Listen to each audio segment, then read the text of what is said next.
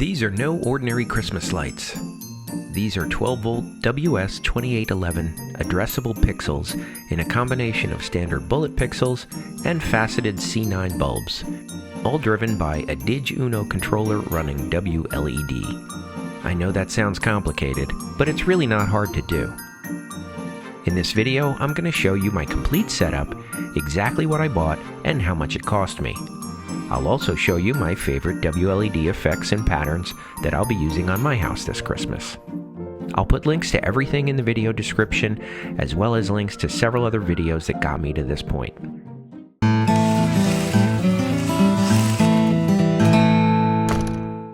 First, let me say this took a lot of planning, and testing, and fixing glitches, and even removing a bad pixel. And that's why I started 2.5 months in advance. Yes, you heard me right. I bought these lights in early September to make sure I could get everything I needed before they sold out, which they quickly did. So if you want to do these on your house next year, be sure to plan ahead. These strings are IP68 waterproof with X-Connect threaded connectors. On the roof line, I used plastic gutter clips to hold each bulb pointing straight ahead, which makes them look brighter from the street. According to my son, this is a very OCD-friendly method of hanging lights, nice and orderly. I bought this 22-foot Little Giant folding ladder with ratcheting levelers when I bought this house, because it's the perfect size for this job, and it's really stable in the garden. Alrighty, it's going up, and you can see this is where that repair was that I did in my last video. I had to do what I call a pixelectomy. I had a bad pixel, had to remove it. And now I'm putting them up, and you can see I love the uniformity. They're so nice and even on the gutter. They're just perfect. And the spacing is really good for me too. So taking them off, these clips are really easy. If you pull them down, they come off. Just like that. And I can do that from the ground in January. Alright, I am on my second string, and you can see this is nice and tight now, and I made sure that the gasket was inside there.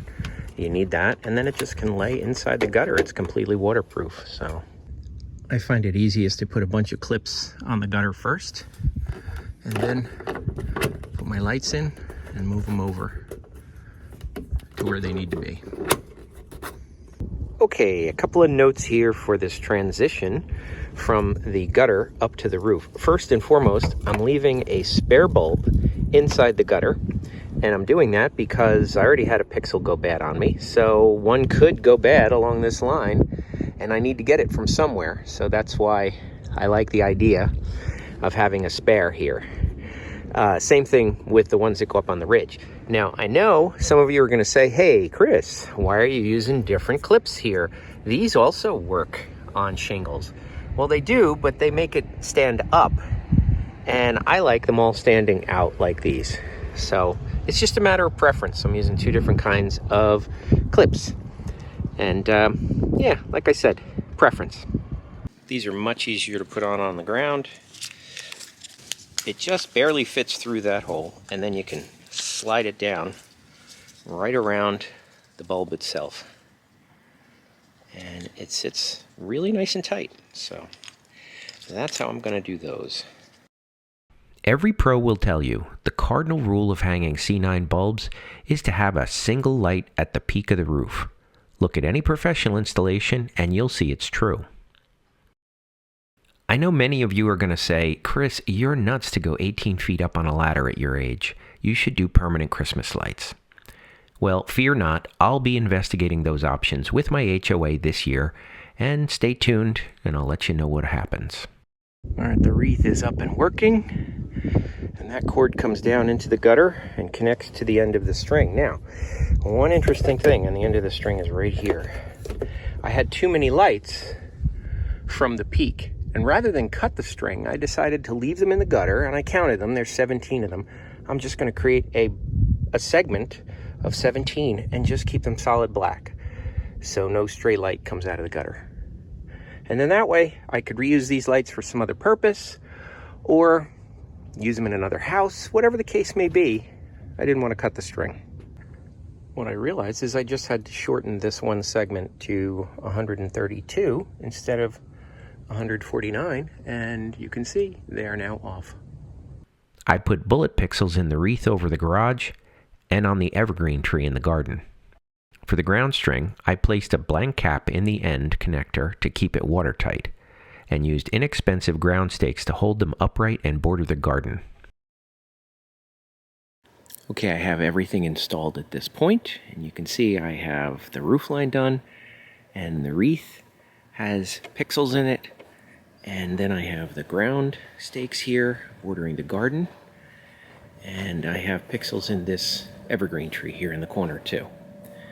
So this is the whole setup, the whole shebang, 400 lights.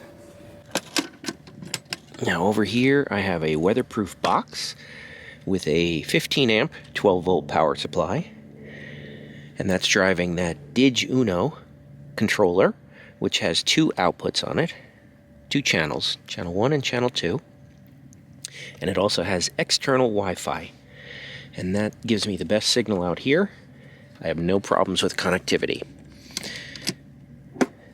Coming out of channel 1, I have a 10-foot extension that goes up to the roof line, and that services all the lights on the roof as well as the wreath. And channel 2 comes out to a 20-foot extension that goes to the top of the tree, and then there's 3 strings on the tree for 150 lights, and then at the end of the last string it connects to the signal booster that's in this box right here, and that's a 10-foot extension that takes it over to the ground lights, and that's a string of 50 on the ground.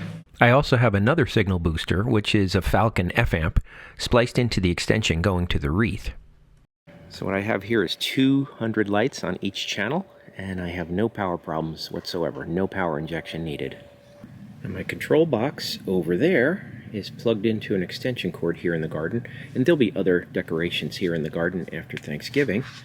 But that extension cord runs over here, and this is where my outside outlet is. And I have that with a smart plug. That is a Z-Wave smart plug that I'll control by home seer, and I will automatically have things start up. I'll have a playlist in WLED that will automatically start the lights. So what did it all cost me? I bought all the lights from a store on eBay called Christmas Lights R Us. I got 4 C9 strings for about $130 and 4 pixel strings for about $68. And I also bought extension cords, pigtails, and end caps from them as well for another $41. Then from Dr. Z's, I bought the Dig controller for $34, and I bought 2 data boosters for $11. Now, Dr. Z's only sells in the US. If you're outside the US, you can get it from Quinn LED. I'll put the link down in the video description as well. Everything else I got from Amazon, including the power supply, which was only $16, weatherproof enclosures, which were $44, and then all my gutter, shingle, and ground clips came to about $48, and then miscellaneous stuff for splicing wires and things like that for another $33. So the total I spent was $423.07. WLED can be used to set these lights to any static combination we want, or hundreds of built-in effects. Here are some of my favorites that we'll be using this Christmas.